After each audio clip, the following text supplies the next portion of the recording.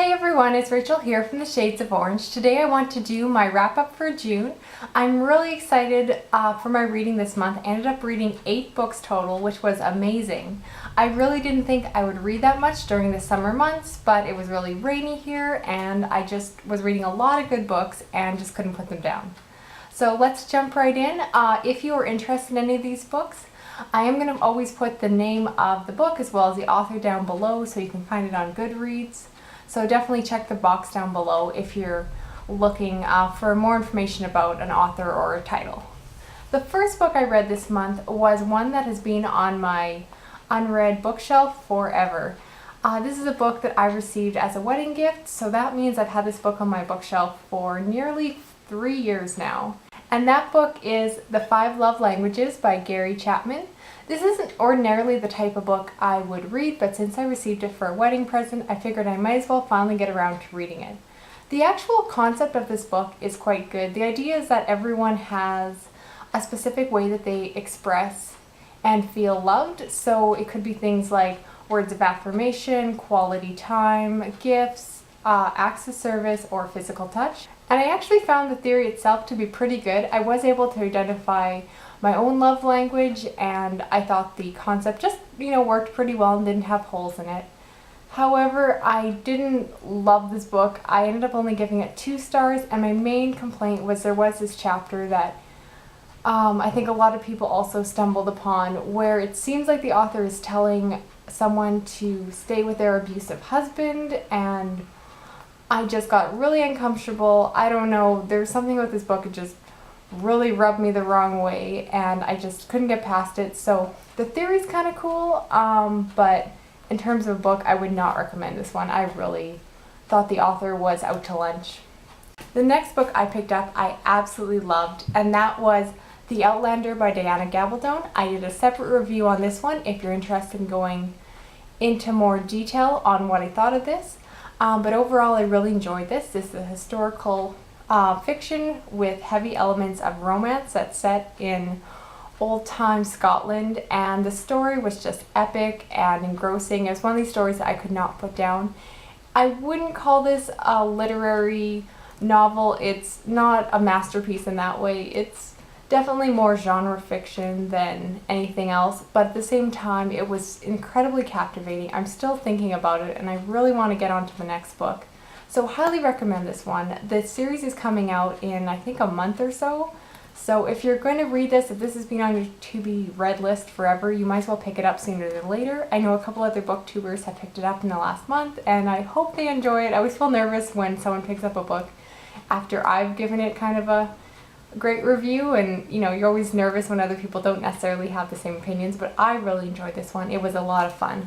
So after that, I read a graphic novel and I picked up the second volume of The Unknown by Waid, which is called The Devil Made Flesh. I really enjoyed the first volume of this. It was about a detective who had only 6 months to live and wanted to spend that time looking for basically what happened to a soul or body after someone died, and just basically searching for the afterlife. So it was a cool mix between mystery and fantasy and was just really great. The second volume fell a little bit short for me. I ended up giving it 3 stars. It wasn't awful, but it didn't quite live up to the first one. But if you're interested in the first one, I do still recommend it. Even as a standalone, the first volume is very solid. After that, I reread one of my absolute favorite books, and you've probably already seen this in a previous video. That is Gone Girl by Gillian Flynn. This is my first reread of the year, and I was very excited but also a little nervous to reread Gone Girl because it was one of my all-time favorites, but I hadn't actually reread it since it first came out in the fall of 2012, and it's always a little bit different rereading a book. Obviously I knew all the twists and turns, I knew where the story was going, and I was afraid that my memory of the book might have been better than the book itself, but this was not the case. I absolutely loved this one. It was still incredibly enjoyable to read despite knowing what was going to happen, because I really got to appreciate the complexity of Gillian Flynn's writing and just really enjoyed the characters. I think this book does not get enough credit for how it deals with relationships.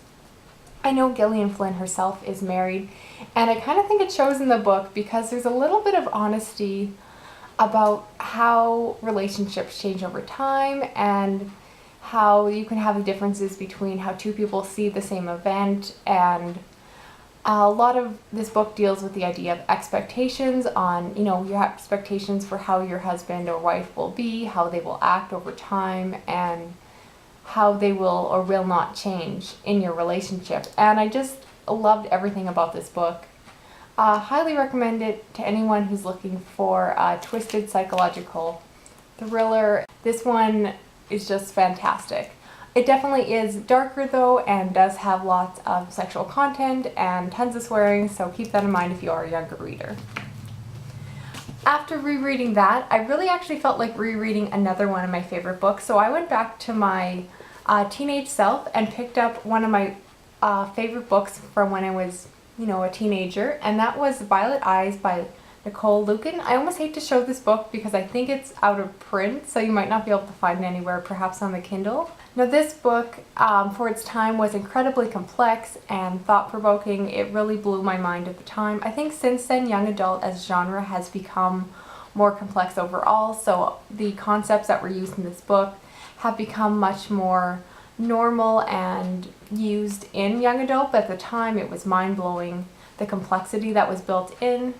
The only problem rereading this one is because I have read a lot more complex literature that uses a lot of unique literary devices. This book did kind of fall short. It was a 5-star read for me growing up, and I did bump it down to 4, just because if I'm honest, it's not quite a 5-star book in my mind anymore.